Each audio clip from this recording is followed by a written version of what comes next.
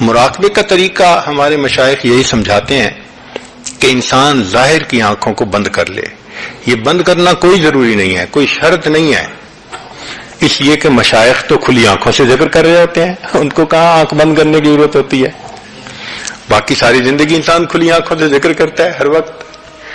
لیکن سالک چونکہ مبتدی ہوتا ہے تو توجہ مرکوز کرنے کے لیے آنکھ بند کر لے تو اس کو بہتری ہوتی ہے، فائدہ ہو جاتا ہے، ورنہ ادھر ادھر کی چیزیں اس کے خیالات کو پراگند کر دیتی ہیں.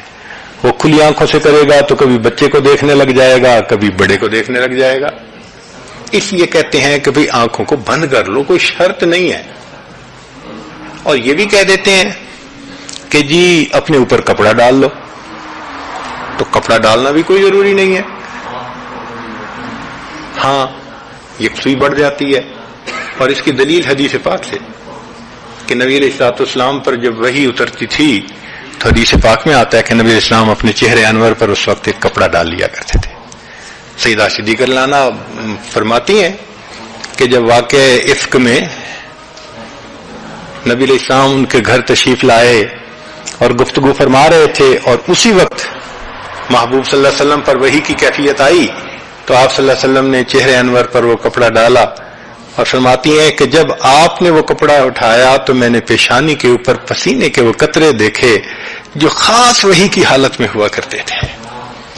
تو وہ اللہ کے پیارے حبیب صلی اللہ علیہ وسلم یکسوئی کی خاطر کر لیا کرتے تھے. تو سالک بھی اگر اس پر عمل کر لے تو یہ کہاں کی بدعت بن گئی بھائی؟ یکسوئی کے لیے انسان نے کیا ہے، اور کوئی ہم اس کو شرط بھی نہیں بناتے. فائدہ ہے. آنکھیں بند کرنا لازم نہیں، بہتر ہے. کپڑا ڈالنا لازم نہیں، بہتر ہے. بیٹھ کے مراقبہ کرنا لازم نہیں، بہتر ہے.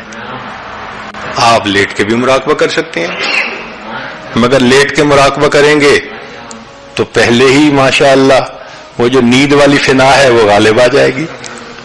اس لیے بیٹھ کے مراقبہ کرنے کے لیے کہہ دیتے ہیں. تو اس لیے یہ جو لوگ کہتے ہیں نا جی اس طرح کیوں بیٹھتے ہیں، یہ تو کہیں سے ثابت نہیں.